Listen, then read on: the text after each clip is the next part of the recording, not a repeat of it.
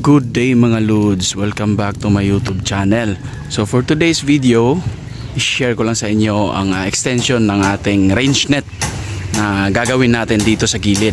So mayroon na tayo dong isa, tapos yung sa kabila din ay isa. So dito, ito yung pangatlo. So may mga kamutihan dito, yan magagamit natin yan, hindi natin tatanggalin yung kamote. Tapos i-share ko lang din po sa inyo kung magkano ang nagastos natin sa pagpagawa ng ating extension ng range net. So ito na yung range number 3 natin. So ito na. So yan, naka-ready na yung mga haligi para sa paglalagyan ng ating range net. Tapos itong kawayan na kinuha lang namin to sa bukid mga idol. So hindi na namin binili kasi may resources naman kaming available dito sa probinsya. So yan, kakakuha lang nitong kawayan dito sa bukid. So ito yung magsisilbing base ng ating net para hindi mabutasan ng ating mga manok. So ayan ang aming magiting na panday. At andun din si Papa.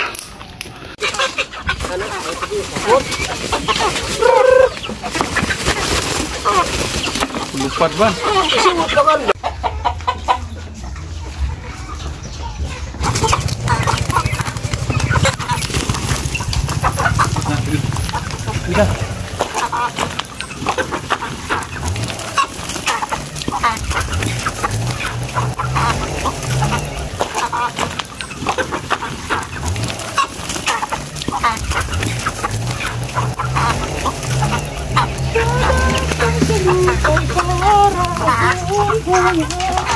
Music dia ba?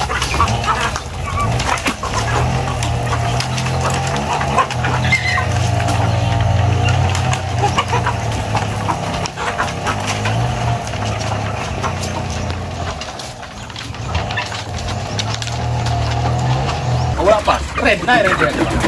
Okay naman.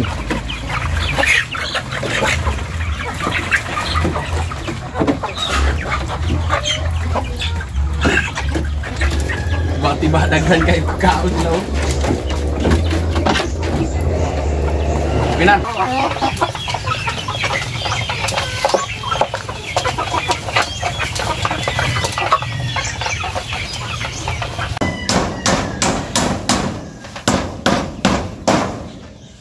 So ang estimated na sukat ko dito mga Lods ay 10 by 6 feet ang lapad nito. At ngayon na ipag-uusapan na naman natin kung magkano ang nagastos ko dito sa extension. So napaka mura lang mga Lods, masusurpresa kayo kung magkano.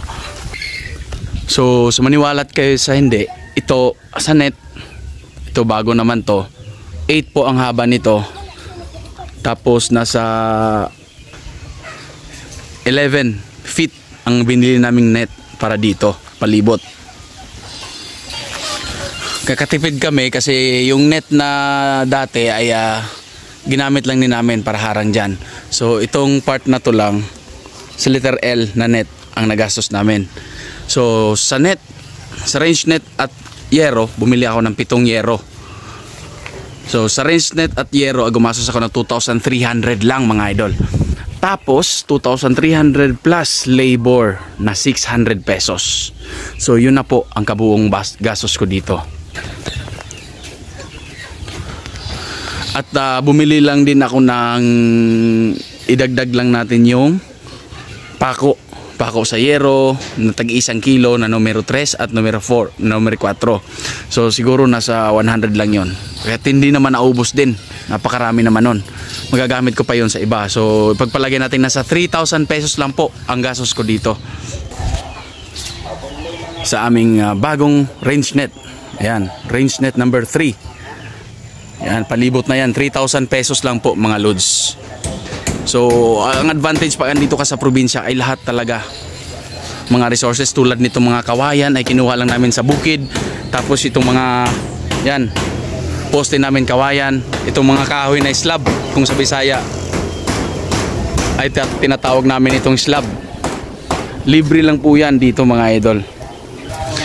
Tapos itong mga 2x2 naman na mga kahoy ay kahoy po yan ni Papa sa bukid. Yan lang po. So gumastos lang kami ng gasolina niyan. So ay di pala, hindi lang 3,000 kundi mga 3,500 kasama na ang gasolina. Sa pagputol ng kahoy, ang kahoy naman ay amin yan. So libre ang kahoy, labor lang. So yan, 3,500 lang po ito lahat. At eto na nga, at tapos na ang ating range net number 2. Ito yung pinakamalaki mga loads, pero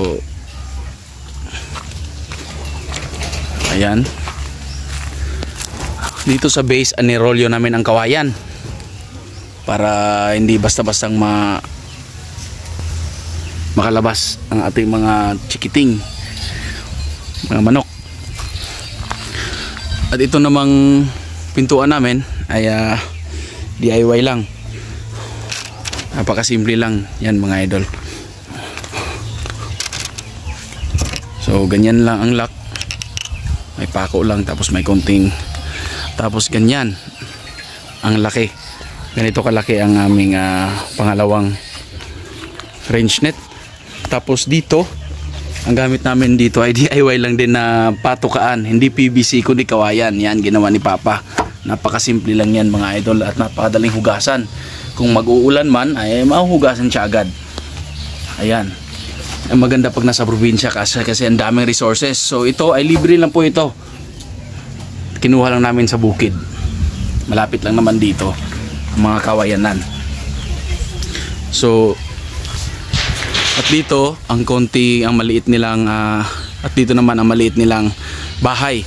So dinugtong lang namin doon, galing doon nung unang bahayan nila. Tapos dinugtong lang namin dito. At siguro nasa 4 meters lang ang haba nito. Tapos ito ginawan lang namin lang yan, patungan nila kung sakaling matutulog sila paggabi. Kawayan lang din. So libre lang po yan sa bukid. So ayan, at ready na ang ating mga manok ilipat dito. So sa 3,500 po ay kasama na itong mga kahoy na to. So ito po yung extra, at gagawin natin tong pang breeder house, para sa breeding house natin. Itong mga kahoy na to ng mga 2x2. So sobra to. Yung iba nito ay ginamit namin doon, siguro mga ilang piraso, mga 7 piraso nitong 2x2 ay ginamit namin doon. So kasama na to, gumastos lang ako ng 3,500 mga idol, kasama ang net at lahat-lahat, pati labor. So yan, advantage pag nasa probinsya.